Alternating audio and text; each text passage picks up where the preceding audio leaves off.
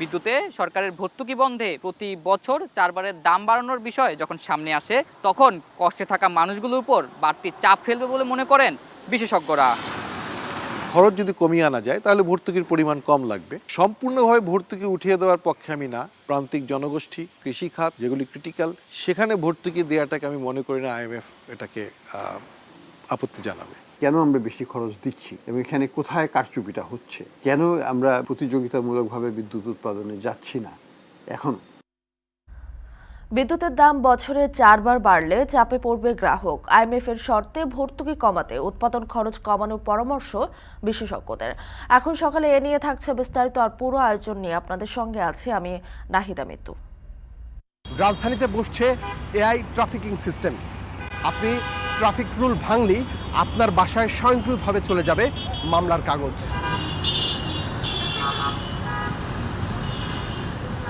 Smart বাংলাদেশে এই হাত দিয়ে ট্রাফিক নিয়ন্ত্রণ করা ইট ইজ অ্যাবসলিউটলি ইম্পসিবল।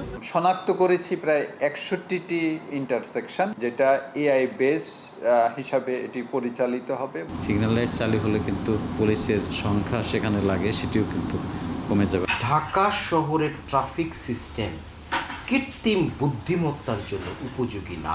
কৃত্রিম বুদ্ধিমত্তা এমন কিছু না, মহা ঔষধ না যে সেই আমার সমস্যার সমাধান করে দিবে। ঢাকার 2 সিটি কর্পোরেশনের 6টি পয়েন্ট ও 61টি ইন্টারসেকশনে চালু হচ্ছে AI ট্রাফিক সিস্টেম।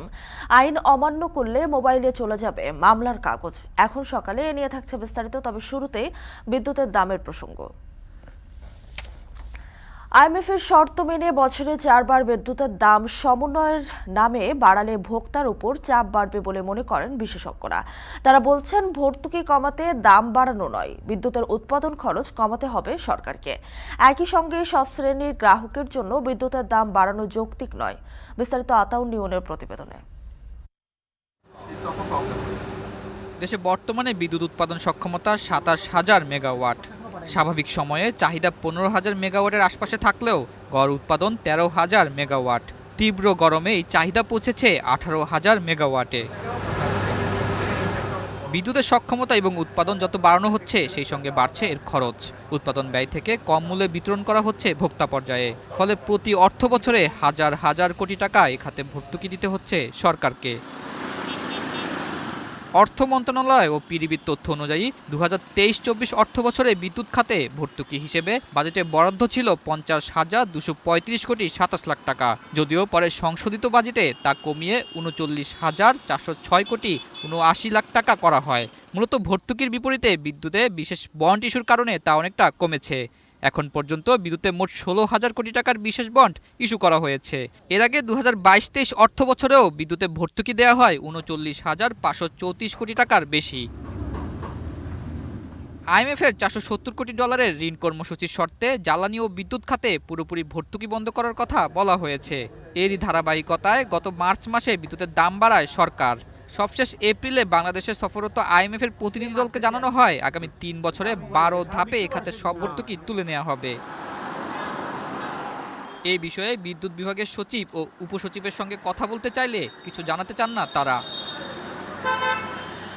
অর্থনৈতিক নানা সংকট ও মূল্যস্ফীতির চাপে প্রতিনিয়ত খাবারে খরচ বাড়ছে সাধারণ মানুষের। তাই হিসেবের খাতা অনেকটা কাটছাট করেই চলতে হচ্ছে সবাইকে। এরপরও সংসারের খরচ চালাতে হিমশিম খাচ্ছেন স্বল্প বা নিম্ন আয়ের মানুষ। আর ঠিক তখনই বিদ্যুতে সরকারের ভর্তুকি বন্ধে প্রতি বছর 4 বারের দাম বাড়ানোর বিষয় যখন সামনে আসে তখন কষ্টে থাকা মানুষগুলোর উপর বাড়তি চাপ ফেলবে বলে মনে করেন বিশেষজ্ঞরা। তথ্য মতে 2022-23 অর্থ বছরে দেশের নিট বিদ্যুৎ উৎপাদনের পরিমাণ আমদানি সহ ছিল 8,703 কোটি 97 লাখ কিলোওয়াট ঘন্টা। এই বিদ্যুৎ উৎপাদনে ব্যয় হয়েছে 96,084 কোটি 87 লাখ টাকা। অর্থাৎ প্রতি ইউনিট বিদ্যুৎ উৎপাদনে ব্যয় পড়ে 11 টাকা 4 পয়সা। যদিও গত অর্থ বছর প্রতি ইউনিট বিদ্যুতের গড় বিক্রয় মূল্য দাঁড়ায় 5 টাকা 94 পয়সা। এতে প্রতি ইউনিট বিদ্যুতে লোকসান গুনতে হয় 5 টাকা 10 পয়সা। বিদ্যুৎ কেন্দ্র উৎপাদন করুক বা না করুক, চুক্তি অনুযায়ী প্রতিটি কেন্দ্রকে দিতে হয় ক্যাপাসিটি চার্জ। গত বছর 41% বিদ্যুৎ উৎপাদন সক্ষমতা অলস বসেছিল। সেই সঙ্গে বিদ্যুৎ খাতে ভর্তুকি শূন্যে নামাতে বাল্ক মূল্যহার ৬ টাকা ৭০ পয়সা থেকে বাড়িয়ে ১২ টাকা ১১ পয়সা করার পরামর্শ দেয় এ খাতের সংস্থাগুলো। এ সঙ্গে বিতরণ লস, কোম্পানিগুলোর পরিচালন খরচ সহ অন্যান্য ব্যয় যুক্ত করলে খুচরা মূল্যহার গড়ে ১৪ টাকা ৬৮ পয়সা করার বিষয়ে বলা হয়। এতে গ্রাহক পর্যায়ে বিদ্যুতের মূল্যহার গড়ে ৬ টাকা ৪৩ পয়সা বা প্রায় ৭৮% বাড়াতে হবে, যেখানে বর্তমানে বিদ্যুতের গড় ইউনিট মূল্য হচ্ছে ৮ টাকা ২৫ পয়সা। দাম সমন্বয়ের নামে ভর্তুকি কমানোর মানে হলো বিদ্যুতের দাম বাড়ানো, কিন্তু বিশেষজ্ঞরা বলছেন শুধু দাম না বাড়িয়ে উৎপাদন খরচ কমাতে সরকারকে মনোযোগী হতে হবে। এর মধ্যে কখনোই দুটো ইউনিট একসাথে চলে না। একই সঙ্গে বিদ্যুতের দাম সার্বজনীনভাবে না বাড়ানোর পরামর্শ দিয়েছেন এই বিশেষজ্ঞ। ভর্তুকি কমানোর দুটো উপায় আছে। একটি হচ্ছে যে ভোক্তাদের কাছ থেকে দাম বেশি নেওয়া, ট্যারিফ বাড়ানো, যেটা 4 বার সমন্বয় করে করা হচ্ছে। আরেকটি হচ্ছে উৎপাদন খরচ কমানো। উৎপাদন খরচ যদি কমিয়ে আনা যায় তাহলে ভর্তুকির পরিমাণ কম লাগবে। সম্পূর্ণভাবে ভর্তুকি উঠিয়ে দেওয়ার পক্ষে আমি না। প্রান্তিক জনগোষ্ঠী যারা রুরাল ইয়েতে আছে, যেটা আমরা লাইফলাইন বলছি, সেখানেও কিছুটা ভর্তুকি আমাদের রাখতে হবে। তো ভর্তুকিটা সহনীয় পর্যায়ে রাখতে হবে, এটা হচ্ছে প্রথম কথা। কিছুটা ভর্তুকি রাখতে হবে। IMF মূলত সার্বজনীন ভর্তুকির বিরুদ্ধে। টার্গেটেড ভর্তুকি যেটাকে আমরা বলছি, অর্থাৎ প্রান্তিক জনগোষ্ঠী প্লাস কৃষি খাত যেগুলি ক্রিটিক্যাল, সেখানে ভর্তুকি দেওয়াটাকে আমি মনে করি না IMF এটাকে আপত্তি জানাবে। আমি ডাইন হাত দিয়ে না খেয়ে আমি এইভাবে অপরদিকে ভর্তুকি তুলে নেওয়াটা যৌক্তিক হলেও মূল্যস্ফীতি কমাতে হবে। সেই সঙ্গে ক্রয় ক্ষমতা বাড়িয়ে বিদ্যুতের দাম সাধারণ মানুষের সক্ষমতার মধ্যে রাখতে হবে বলে মত দেন এই অর্থনীতিবিদ। ছাপারি করে সাবসিডি দিয়ে আলটিমেটলি সরকার ধার করে টাকা ছাপিয়ে আমাকে মূল্যস্ফীতির বোঝা আমার ঘাড়ে চাপিয়ে দিচ্ছে এবং সেটাতে কিন্তু ভোক্তা লাভবান হচ্ছে না। কাজে আমি ভর্তুকিতে বিশ্বাস করি না। আমি মনে করি যে ভর্তুকির দরকার নেই, ন্যায্য মূল্যে সরকার বিতরণ করুক। কেন আমরা বেশি খরচ দিচ্ছি এবং এখানে কোথায় কারচুপিটা হচ্ছে, কেন আমরা প্রতিযোগিতামূলকভাবে বিদ্যুৎ উৎপাদনে যাচ্ছি না। এখন এটা 2010 সালে সরকার আইন পরিবর্তন করে যে বিদ্যুতের ক্ষেত্রে কোনো প্রতিযোগিতার দরকার নেই, কিন্তু এখন সেটা না হয় 2-3 বছর চলতে পারত। 2013-14 পরেই এটা তুলে ফেলা উচিত ছিল, কিন্তু সেটা সরকার করে নাই। এখনও 12-15 বছর পরেও সেই নিয়মে আছে, যেটার কোনো দরকার নেই। IMF এর ঋণ কর্মসূচি শুরুর পর 2 কিস্তিতে $100 কোটি বেশি বাংলাদেশ পেয়েছে। তৃতীয় কিস্তিতে $70 কোটি পাওয়ার কথা চলতি মাসে। আতাউর নিয়ন, এখন, ঢাকা। ক্ষমতা থাকলেই আর ঢাকার রাস্তায় ভাঙা যাবে না ট্রাফিক আইন। রাস্তার নির্দেশক বাতির সংকেত না মানলেই আপনার মোবাইলে চলে যাবে মামলার কাগজ। পুলিশ নয়, এই মামলা করবে আর্টিফিশিয়াল ইন্টেলিজেন্স বা AI। দিনক্ষণ ঠিক হলেই ঢাকার 2 সিটি কর্পোরেশনের 6টি পয়েন্ট এবং 61টি ইন্টারসেকশনে চালু হবে AI ট্রাফিক সিস্টেম। বিস্তারিত রেজাউল করিমের ক্যামেরায়, আরিফ হোসেনের প্রতিবেদনে।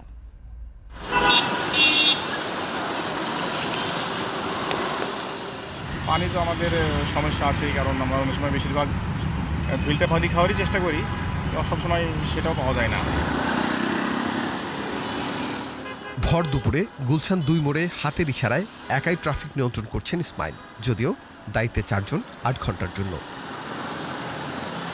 প্রখর রোদ আর তীব্র গরমে হাঁসফাঁস এই পুলিশ সদস্যরা একটু স্বস্তির জন্য ভাগ করে নিয়েছেন তাদের দায়িত্ব।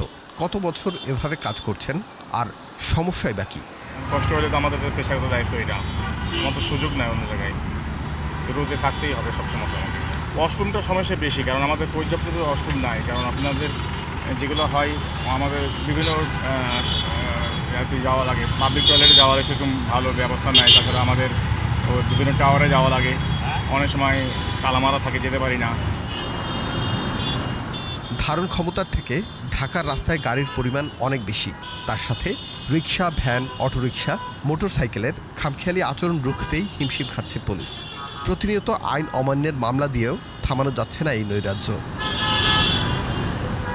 আইন ভাঙছেন, মনে করছেন ট্রাফিক পুলিশ নেই, তাই কেউ কিছু দেখেনি, মামলা হবে না। সেই দিনে শেষ হতে যাচ্ছে। রাজধানীতে বসছে AI ট্রাফিকিং সিস্টেম। আপনি ট্রাফিক রুল ভাঙলেই আপনার বাসায় স্বয়ংক্রিয়ভাবে চলে যাবে মামলার কাগজ।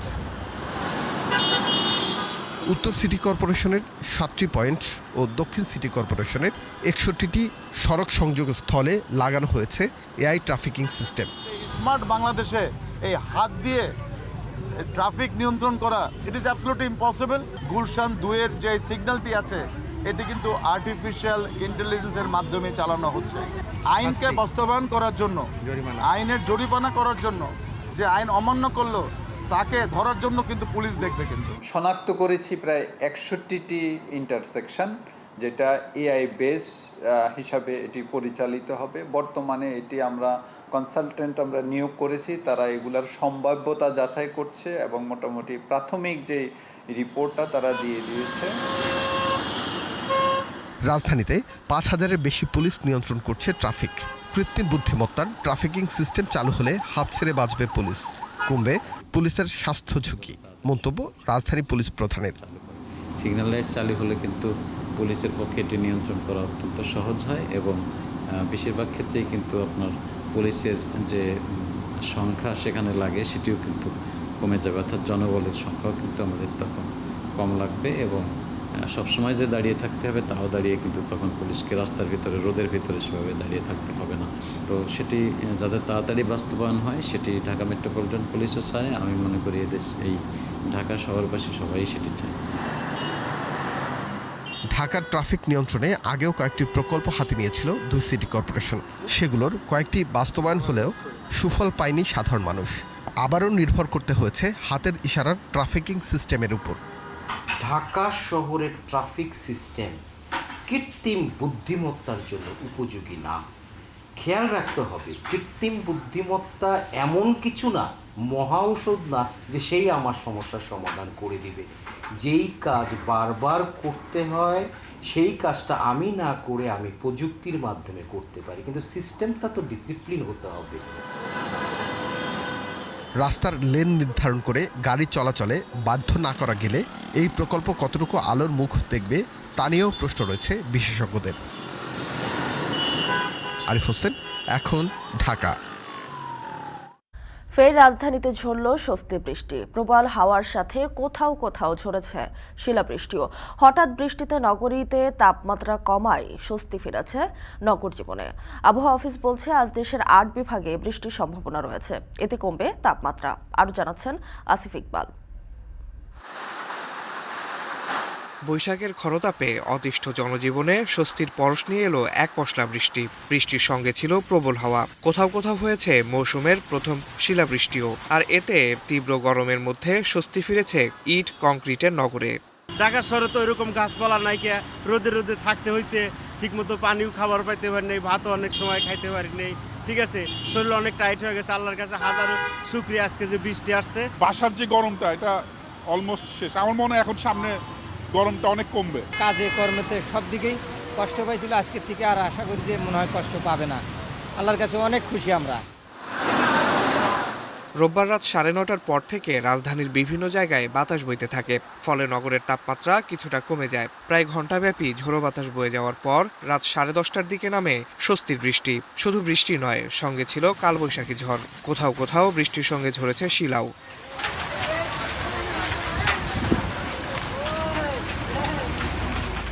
হঠাৎ এই বৃষ্টিতে ধীরে ধীরে কমতে থাকে নগরীর তাপমাত্রা, ফলে অনেকেই বেরিয়ে পড়েন বৃষ্টি বিলাসে।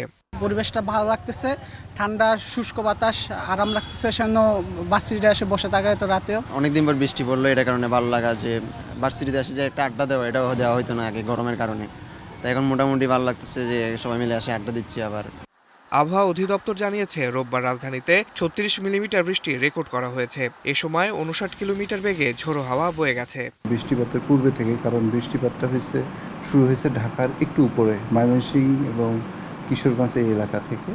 তো এর প্রভাবে দেখবেন যে সন্ধ্যার পর থেকেই কিন্তু ঢাকায় বেশ মৃদু ঠান্ডা বাতাস প্রবাহিত হচ্ছিল এবং বৃষ্টির পরবর্তীতে আপনার টেম্পারেচারটা অনেকটাই কমে গেছে।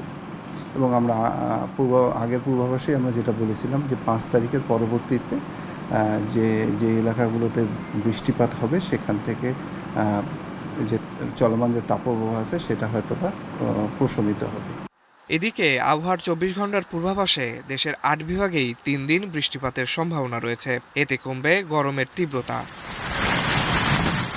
আসিফ ইকবাল, এখন, ঢাকা। সিলেটের বাজারে বেড়েছে সবজির দাম। বৃষ্টির অজুহাতে এক লাফে প্রায় সব সবজির দাম বেড়েছে। এ নিয়ে বিস্তারিত জানাতে নগরীর সোবহানীঘাট পাইকারি বাজার থেকে যুক্ত হচ্ছেন সহকর্মী রাকিবুল রাফি। রাফি, বাজারে আজ সবজির সরবরাহ কেমন দেখছেন এবং দাম কেমন জানাবেন?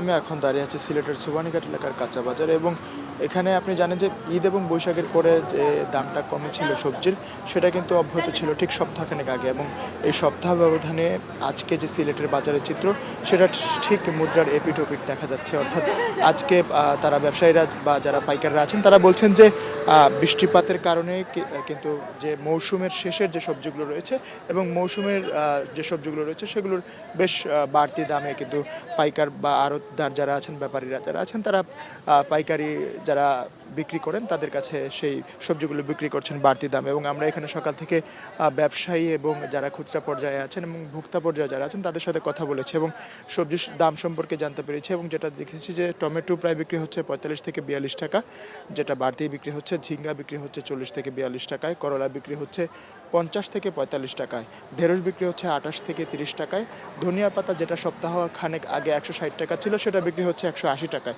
এবং শসা পাইকারিতে বিক্রি হচ্ছে 28 থেকে 30 টাকা কেজি প্রতি। আলু বিক্রি হচ্ছে 42 থেকে 44 টাকা। পেঁয়াজ ভারতীয় যেটা আছে সেটা 75 থেকে 85 টাকায় বিক্রি হচ্ছে, 60 থেকে 70 টাকায় বিক্রি হচ্ছে দেশি পেঁয়াজ, এবং লাউ বিক্রি হচ্ছে 50 থেকে 55 টাকায়, গাজর বিক্রি হচ্ছে 50 থেকে 55 টাকায়, বেগুন বিক্রি হচ্ছে 60 থেকে 65 টাকায়, এবং পেঁপে যেটার দাম ছিল 30 থেকে 32 টাকা সেটা বিক্রি হচ্ছে এখন 55 থেকে 60 টাকায়। মরিচ সপ্তাহখানেক আগে 60 টাকা ছিল, যেটা বিক্রি হচ্ছে 110 টাকা করে, এবং মিষ্টি কুমড়া বিক্রি হচ্ছে 20 টাকা করে, লেবু প্রতি পিস বিক্রি হচ্ছে 8 থেকে 7 এবং 10 থেকে 11 টাকা করে, এবং লাল শাক আটি প্রতি বিক্রি হচ্ছে 10 থেকে 15 টাকা করে, চিচিঙ্গা বিক্রি হচ্ছে 40 থেকে 50 টাকায়।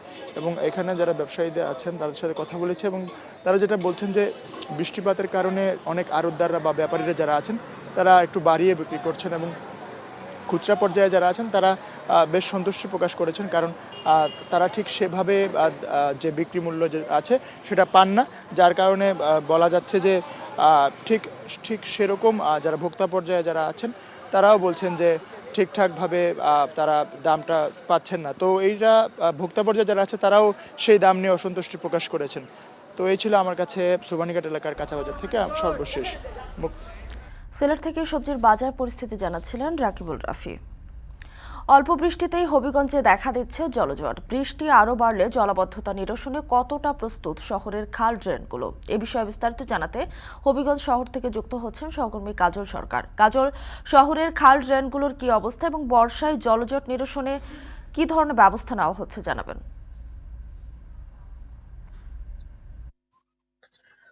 মিতু, গেল বছরের একটি তথ্য দিয়ে আসলে শুরু করতে চাই। গেল বছর 14 থেকে 16 ঘন্টার একটি বৃষ্টিতে হবিগঞ্জ শহরের ইতিহাসে সর্বোচ্চ পরিমাণে জলাবদ্ধতা সৃষ্টি হয়। সেই অভিজ্ঞতাকে কাজে লাগিয়ে এই বছর পৌর কর্তৃপক্ষ বেশ কিছু পদক্ষেপ হাতে নিয়েছে। পৌর মেয়র আমাকে যেটি জানিয়েছেন যে গত বছরের যে জলাবদ্ধতা সৃষ্টি হয়েছিল সেই জলাবদ্ধতা থেকেই এই বছর তারা যেটি করেছেন যে বর্ষা মৌসুম বা বৃষ্টির মৌসুম শুরুর আগেই জলাবদ্ধতার প্রধান কারণগুলো এবং দ্রুত পানি নিষ্কাশনের ব্যবস্থা যেটি করা যায় সেগুলো কিন্তু চিহ্নিত করেছেন। এর অংশ হিসেবে সেগুলোকে চিহ্নিত করে যে খালগুলো ছিল বা পানি নিষ্কাশনের যে ব্যবস্থাগুলো ছিল সেগুলোকে তারা সচল করে দিয়েছেন। একই সাথে আমরা যেটি দেখেছি যে হবিগঞ্জ শহরে বেশ কিছু নতুন ড্রেন সংস্কার করা হয়েছে এবং নতুন করে ড্রেন কিছু নির্মাণও করা হয়েছে।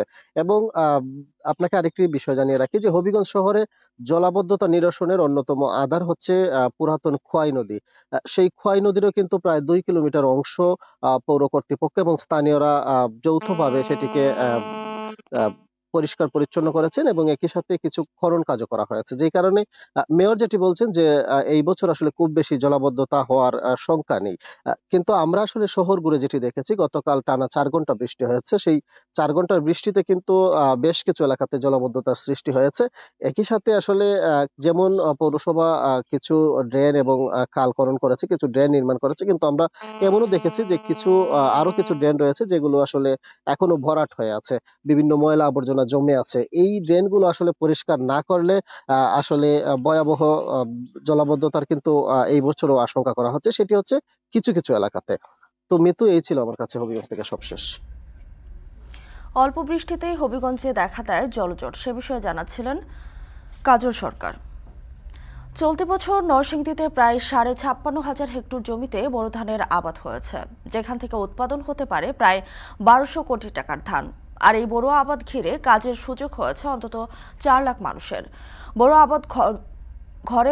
বোরো ধান ঘরে তোলা নিয়ে জেলা জুড়েই বইছে উৎসবের আমেজ। কাউসার আবিরের ক্যামেরায় রাকিবুল ইসলামের প্রতিবেদন।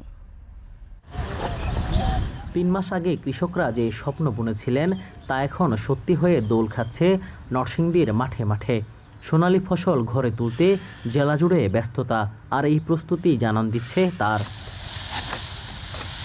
বোরো ধান ঘরে তোলা ঘিরে কাজের সুযোগ হয়েছে বিভিন্ন জেলা থেকে আসা প্রায় 4 লাখ শ্রমিকের, যাদের দৈনিক আয় 800 থেকে 1000 টাকা পর্যন্ত। গ্রীষ্মের তীব্র তাপ প্রবাহে একটু জিরিয়ে নেয়ার সুযোগে উৎসব মুখর তারা। আমার বাঙানাও রে মাঝি বায়া যাও রে। ছটা থেকে ছটায় কাজ করতেছি, কিন্তু আমাদের শরীরটা এবার কুলিতেছে না, মানে একটু রোদের চাপটা বেশি। 8-10 বছর থেকে আমরা নরসিংদী জায়গায় আসি, এই জায়গায় এসে ধান কাটি। বিভিন্ন জেলা থেকে আসে, নেত্রকোনা থেকে আসে, এই যে কেন্দ্র থেকে, এরপরে এই টাঙ্গাইল থেকে, এরপরে অনেক জায়গা থেকে, ময়মনসিংহ থেকে। অনুকূল আবহাওয়ায় এবছর ফলন ভালো হওয়ায় খুশি কৃষক, সেই সাথে সহজে খাদ্যের জোগাড় হওয়ায় ফিঙে আর শালিকের মনেও যেন বাড়তি আনন্দ। বাম্পার ফলন পাইছি ইনশাল্লাহ, অনেক লাভবান, আরও সামনে আরও লাভবান ইনশাল্লাহ আমরা আরও। ধানেরও খুব কালার ভালো হয়েছে, ধানের মধ্যে কোনো ছিটা নাই, অন্য বছর থেকে এবার ধান খুব ভালো হয়েছে। এদিকে সোনালী ফসল ঘরে তুলতে ব্যস্ত গেরস্থের ঘরণীরাও। ভোর থেকে রাত দম ফেলবার ফুসরত না থাকলেও নতুন ধানের ঘ্রাণে সুখ খুঁজে নেন তারা। সিদ্ধ করুন লাগে ধান, উড়ান লাগে ধান, বাগান লাগে ধান, আনুন লাগে, পরে ধান কুড়াম লাগে, লুন লাগে, জারুন লাগে। বাপের বাড়ি যাইতে পারছি না এই ধানের টেনশনে যাইতে পারছি না, পরে ধানের সব কিছু তো আমাদের গোছায় লইতে হয়। ধান আসলে মনে করেন ধানটা কোন সময় উড়ামো, এই যে মনে করেন এই যে পাখা দিয়ে উড়াইতে হয়, বিদ্যুতের সমস্যা দেখা দেয়, এদিক দিয়ে আবার রান্নাবাড়াও করতে হয়, এই যে কামলা আছে ওনারা খাওয়াইতে হয়, অনেক ব্যস্ততা থাকে আর কি। চলতি বছর নরসিংদী জেলায় বোরো ধান আবাদের লক্ষ্যমাত্রা ছাড়িয়ে হয়েছে বাড়তি উৎপাদন। এছাড়া গত 5 বছরে জেলায় বোরো আবাদ বেড়েছে 2.22%। নরসিংদী জেলায় যে বোরো আবাদ সেটি দিন দিন বৃদ্ধি পাচ্ছে, বিশেষ করে হাইব্রিড আবাদটা দিন দিন বৃদ্ধি পাচ্ছে। এর পিছনে মূল কারণ হচ্ছে যে কৃষকরা কিন্তু যে ধান করতেছে সে ধানের কিন্তু ভালো মূল্য পাচ্ছে, যার জন্যই কিন্তু এটি বৃদ্ধি পাচ্ছে। এবছর জেলায় 56,542 হেক্টর জমিতে বোরো আবাদ হয়েছে, যা লক্ষ্যমাত্রার চেয়ে 32 হেক্টর বেশি, যেখান থেকে উৎপাদন হওয়া 3,32,214 টন ধানের বাজার মূল্য অন্তত 1200 কোটি টাকা। রাকিবুল ইসলাম, এখন নরসিংদী। উদ্যোক্তাদের চাহিদা অনুযায়ী প্লট বরাদ্দ দিতে পারছে না বগুড়া বিসিক। জায়গা না পেয়ে যেখানে সেখানে গড়ে ওঠা কলকারখানার বায়ু পরিবেশ ও শব্দ দূষণের অন্যতম কারণ। এছাড়া 10 বছর ধরে ঝুলে আছে বিসিক উত্তরাঞ্চল কৃষি পণ্য প্রক্রিয়াকরণ শিল্প পার্ক। প্রকল্পটিতে বাস্তবায়ন হলে লক্ষাধিক মানুষের কর্মসংস্থান ছাড়াও পরিবেশ সুরক্ষার পাশাপাশি বছরে সরকারের রাজস্ব আসবে প্রায় 1000 কোটি টাকা। রবিউল ইসলাম ও সাইফুল সাগরের ক্যামেরায় আরও জানাচ্ছেন হেদায়েতুল ইসলাম বাবু। সনাতন পদ্ধতি ছেড়ে আল মদিনা মেটালের মতো বগুড়া বিসিকে একাধিক প্রতিষ্ঠান এখন আধুনিক প্রযুক্তি নির্ভর। এর সঙ্গে দক্ষ শ্রমিকের সমন্বয়ে তৈরি হচ্ছে কৃষি প্রকৌশল, টিউবওয়েল, লাইনার, পিস্টনের মতো বিভিন্ন যন্ত্রাংশ। 1960 সালে 31 লাখ টাকা বিনিয়োগে যাত্রা শুরু হয়েছিল বগুড়া বিসিকের। দ্বিতীয় দফায় সম্প্রসারণ সহ ব্যয় 1,71 লাখ টাকা। গেল 64 বছরে এ প্রতিষ্ঠানটির বিনিয়োগ অন্তত 1000 কোটি টাকা ছাড়িয়েছে। প্রায় 3000 কোটি টাকা ছাড়িয়েছে এখানকার বার্ষিক উৎপাদন, যেখান থেকে 2021-22 অর্থ বছরে সরকার রাজস্ব পেয়েছে প্রায় 164 কোটি টাকা। এখন বগুড়া বিসিক দেশের কৃষি যন্ত্রাংশের 80% চাহিদা পূরণ করছে। এর বাইরে ভারত, নেপাল সহ বিভিন্ন দেশে সেন্ট্রিফিউগাল পাম্প সহ রপ্তানি করছে বিভিন্ন কৃষি যন্ত্রাংশ ও ওষুধ। তবে বিসিকের ২৩০টি প্লটের সবগুলো বরাদ্দ হয় এখন শহরের যেখানে সেখানে গড়ে উঠছে কলকারখানা। এতে শব্দ, বায়ু আর পরিবেশ দূষণ বাড়ছে বগুড়া শহরে। এগুলো যদি একটা সমন্বিত শিল্পকে যদি আমরা একটি ছাতার নিচে নিয়ে আসতে পারি, তাহলে যেমন বিদ্যুতের সাশ্রয় হবে, যেমন আপনাদের পয় নিষ্কাশনের জায়গাটা কিন্তু আমাদের সুন্দর থাকবে, পরিবেশটাকে আমরা সুন্দর রাখতে পারবো। যারা দীর্ঘদিন ধরে এই লাইট ইঞ্জিনিয়ারিং শিল্পের সাথে যারা জড়িত, তাদের তো জায়গার দরকার, তাদের যথোপযুক্ত পরিবেশ দরকার। একই সাথে আমরাই বলছি যে আমাদেরকে একটা নিরাপদ একটা জায়গা দেওয়া হোক। এমন অবস্থায় এখানকার শিল্প উদ্যোক্তাদের অনেক দিনের দাবি বিসিক সম্প্রসারণ হলে এক ছাতার নিচে চলে আসবে ভাসমান সকল কলকারখানা, বাড়বে কর্মসংস্থান। এছাড়া আধুনিক সুযোগ সুবিধা নিশ্চিত করা গেলে বছরে সরকারের রাজস্ব আয় হবে অন্তত 1000 কোটি টাকা। এখানে তো আপনার খালি আমাদের ফাউন্ডারি তো হবে না, অনেক ইন্ডাস্ট্রি এখানে হবে। তো অনেক ইন্ডাস্ট্রি হলে এখানে কর্মসংস্থান বাড়বে, সরকারের এখানে রাজস্ব বেড়ে যাবে। নতুন যে ইন্ডাস্ট্রিগুলো হচ্ছে এটা কিন্তু আপনার পরিবেশ বান্ধবী হচ্ছে এখন, এবং তারা আধুনিক সব কিছু সরঞ্জামাদি দিয়ে এখানে হচ্ছে, তাহলে তাদের এক্সপোর্টের ক্ষেত্রে কোনো বাধা থাকবে না। আর আমরা যে পণ্য তৈরি করি বিদেশ থেকে তো পণ্য ম্যাক্সিমাম বন্ধ হয়ে গেছে, সব তো আমরাই নিজেরাই বগুড়াই তৈরি করা হচ্ছে। তো এখনও যেটুকু আসতেছে এটাও যেন না আসে, যেন এটা শূন্যর কোঠায় নিয়ে আসা যায়, সেই চেষ্টায় আমরা আছি, যে জন্য আমাদের আরও জায়গার দরকার। যদিও 10 বছর আগে দ্বিতীয় বিসিক শিল্প পার্কের প্রস্তাব করা হয়েছিল, পরবর্তীতে যার নামকরণ হয় উত্তরাঞ্চল কৃষি পণ্য প্রক্রিয়াকরণ শিল্প পার্ক। তবে এখনও একনেকে এটি ঝুলে আছে অনুমোদনের অপেক্ষায়। বিসিকের কর্মকর্তারা বলছেন, বগুড়া নাটোর মহাসড়ক সংলগ্ন শাহজাহানপুর এলাকায় 294 একর জায়গা জুড়ে প্রকল্পটি বাস্তবায়নে প্রচেষ্টার কমতি নেই। বিসিক কর্তৃপক্ষ দ্বিতীয় বিসিক শিল্প পার্কের একটা পরিকল্পনা গ্রহণ করেছে, যেটি প্রায় 300 একরের। এটা আমাদের একনেকে উচ্চ অগ্রাধিকার ভিত্তিতে আছে। আমরা আশাবাদী যে এখানে 1000 কোটি টাকার উপরে ব্যয় হলো, যেটি 2 বছরে এই টাকাটা উঠে আসা সম্ভব। শিল্প বিকাশে আগামী 2041 সালে সারা পৃথিবীতে আমরা নেতৃত্ব দেব, এবং বগুড়া যেহেতু উত্তরবঙ্গের হাব, কিভাবে দ্বিতীয় শিল্পাঞ্চল গঠন করা যায় তার প্রক্রিয়াধীন আছে আমি শুনেছি, সেটাকে আমি বেগবান করার জন্য চেষ্টা করব, আন্তরিকভাবে কাজ করব। কর্তৃপক্ষ বলছে প্রকল্পটি বাস্তবায়িত হলে এখানে গড়ে উঠবে অন্তত 1000 শিল্প কারখানা। আর এতে শুধু বগুড়া নয়, উত্তরাঞ্চল সহ দেশের অর্থনীতিতে ইতিবাচক প্রভাব পড়বে। বিসিক কর্তৃপক্ষের প্রত্যাশা 2 বছরের রাজস্ব আয় থেকে প্রকল্প ব্যয়ও তুলে নিতে পারবে সরকার। হেদায়েতুল ইসলাম বাবু, এখন বগুড়া। এখন সকালে নিচ্ছে ছোট্ট একটা বিরতি, ফিরছে একটু পরে।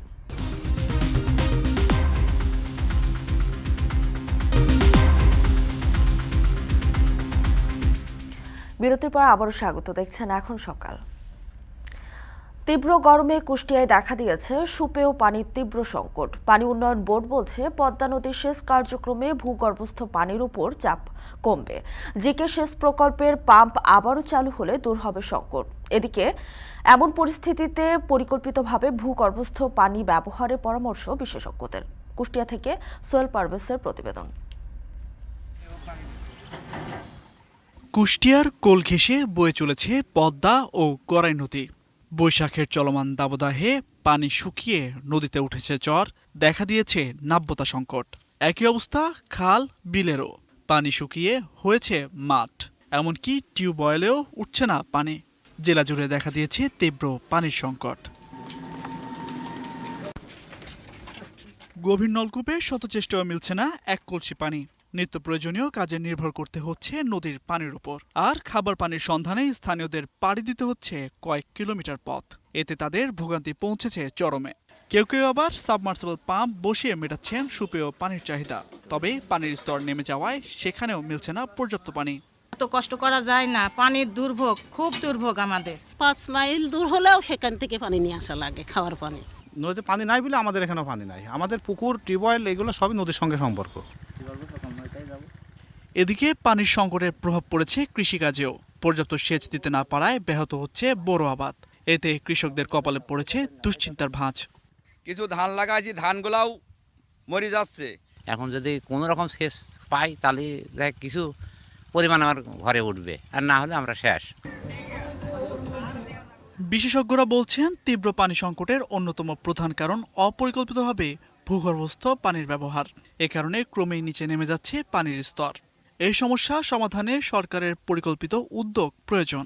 গ্রাউন্ড ওয়াটার ব্যবহারে আমাদেরকে আরও যত্নবান হতে হবে, তা না হলে কিন্তু একসময় আমরা আমাদের যে গ্রাউন্ড ওয়াটারের যে ডিমান্ড সেটি কিন্তু আমরা পূরণ করতে পারবো না। অন্যদিকে সুপেয় পানির সংকট নিরসনে বেশ কিছু জায়গায় সাবমার্সিবল পাম্প বসানোর কথা জানায় জেলা প্রশাসন। একসঙ্গে আবহাওয়া ঠান্ডা রাখতে জেলায় গাছ লাগানো সহ বেশ কিছু পরামর্শ দেয়া হচ্ছে বলে জানান জেলা প্রশাসক। সক্ষমতার ভিতরে কিছু সাবমার্সিবল পাম্প স্থাপন করা হচ্ছে এবং আমরা সব সময় স্থানীয় জনগণকে আমরা উৎসাহিত করছি যেন বৃক্ষরোপণ করে। পানি উন্নয়ন বোর্ড বলছে, পানির স্তর নিচে নেমে যাওয়া ঠেকাতে প্রয়োজন ভূগর্ভস্থ পানির ওপর নির্ভরতা কমানো। যেহেতু পানিটা এখন সারফেস ওয়াটারের ওপরে পানি নাই, তো আশা করি অতি সম্প্রতি সময় আমাদের পাম্প চালু হলে আমাদের এই যে নিরসন মানুষের যে কষ্ট এটা লাঘব করা সম্ভব হবে। প্রতি বছর গ্রীষ্ম এলেই দেখা দেয় এমন সংকট, তাই পরিস্থিতি থেকে উত্তরণে স্থায়ী সমাধানের দাবি জানান স্থানীয়রা। এখন কুষ্টিয়া। ভারতের পশ্চিমবঙ্গের কয়েকটি জেলায় তীব্র তাপপ্রবাহে ভূগর্ভস্থ পানির স্তর নিচে নেমে গেছে। একদিকে গরম, আরেকদিকে পানি সংকট, সব মিলিয়ে নাজেহাল অবস্থা স্থানীয়দের। আর দেশটির আবহাওয়া বিভাগ বলছে, আসছে জুন পর্যন্ত চলবে এই তাপপ্রবাহ। জাহানারা ভুঁইয়ার প্রতিবেদন। গেল এক মাসের বেশি সময় ধরে তীব্র গরমে পুড়ছে ভারতের পূর্ব ও দক্ষিণাঞ্চলের রাজ্যগুলো। তাপমাত্রা পারদ ছুঁয়েছে 46 ডিগ্রি সেলসিয়াস। এই পরিস্থিতিতে জরুরি অবস্থা জারি রয়েছে উড়িষ্যা, পশ্চিমবঙ্গ, কর্ণাটক, অন্ধ্রপ্রদেশ, বিহার ও ঝাড়খণ্ডে। আবহাওয়ার এই বৈরিতায় একদিকে নাভিশ্বাস অবস্থা সেখানকার সাধারণ মানুষের, তার মধ্যে মরার উপর খাড়ার ঘা হয়ে দাঁড়িয়েছে পানির অভাব। পশ্চিমবঙ্গের 24 পরগনায় তীব্র আকারে দেখা দিয়েছে এ সংকট। তাপমাত্রা বাড়ার সঙ্গে নিচে নেমে গেছে পানির স্তর। বেশিরভাগ জায়গায় কূপ, নলকূপ কিংবা পানির পাম্পের সাহায্যেও মিলছে না খাবার পানি। তাই কয়েক মাইল পায়ে হেঁটে পানি সংগ্রহ করতে হচ্ছে সেখানকার মানুষের। বিশাল অসুবিধে, জল পাচ্ছি না কো, আর ওকালে গেলি বকে, ওকালে গেলি বকে। পুকুরের যেটুকুনি জল আছে সেই জলে বাড়ি এনে বাটি কাটি জল এনে চান করে, কাছে বাথরুমে যায়, সবকিছু সেই পুকুরের জল। পুকুর অনেক শুকিয়ে গেছে। ভূগর্ভস্থ পানির স্তর নিচে নেমে যাওয়ায় শুকিয়ে যাচ্ছে সেখানকার পুকুরগুলো। मेरे गांव में परेशानी ऐसे झेलना पड़ रहा है कि मेरे गांव में जो तालाब में पानी नहीं है, नहाने में थोड़ी दिक्कत हो रही है मेरे गांव के लोगों को। ভারতের আবহাওয়া বিভাগ বলছে, এপ্রিলে শুরু হয় তাপপ্রবাহ চলবে জুন পর্যন্ত। জাহানারা ভুঁইয়া, এখন বিশ্ব। এখন সকালে নিচ্ছে আরো একটা বিরতি, ফিরছে একটু পরে।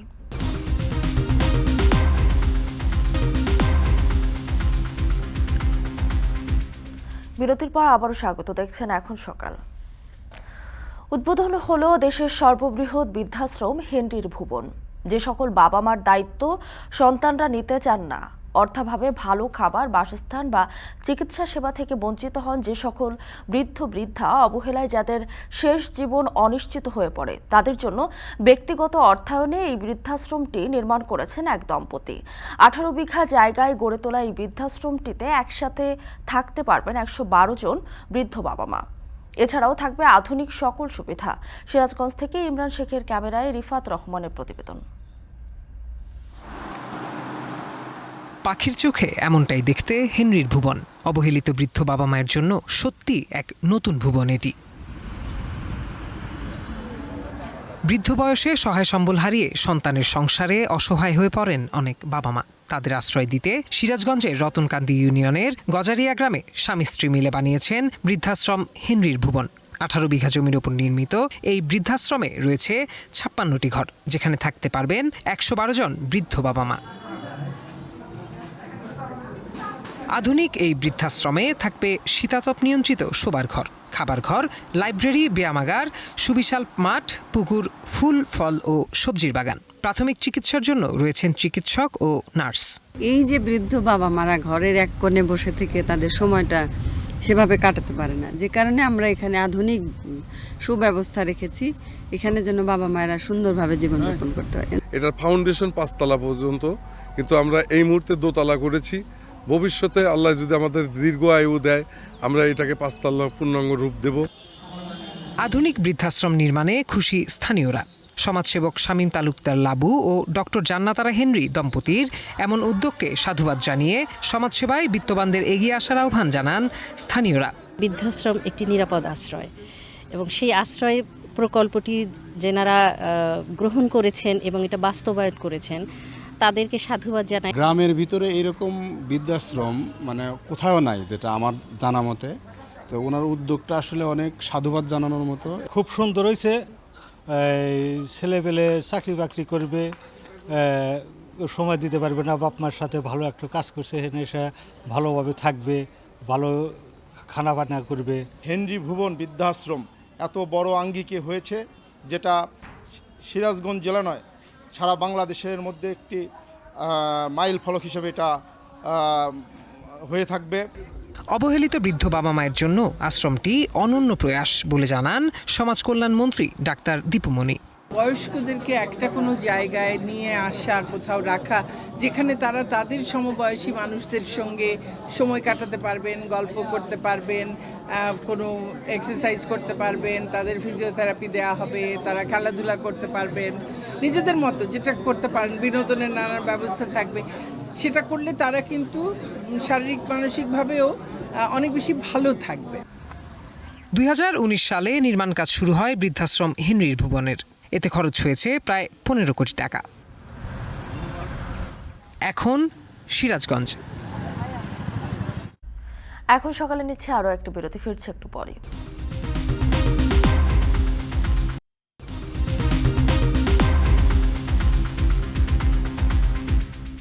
বিরতির পর আবারও স্বাগত, দেখছেন এখন সকাল।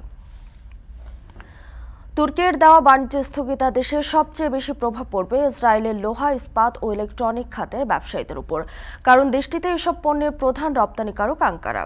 সেই পথ এখন বন্ধ থাকায় তেল আবিব থেকে পাওনা অর্থ আদায় নিয়েও চিন্তিত তুর্কির রপ্তানিকারকরা।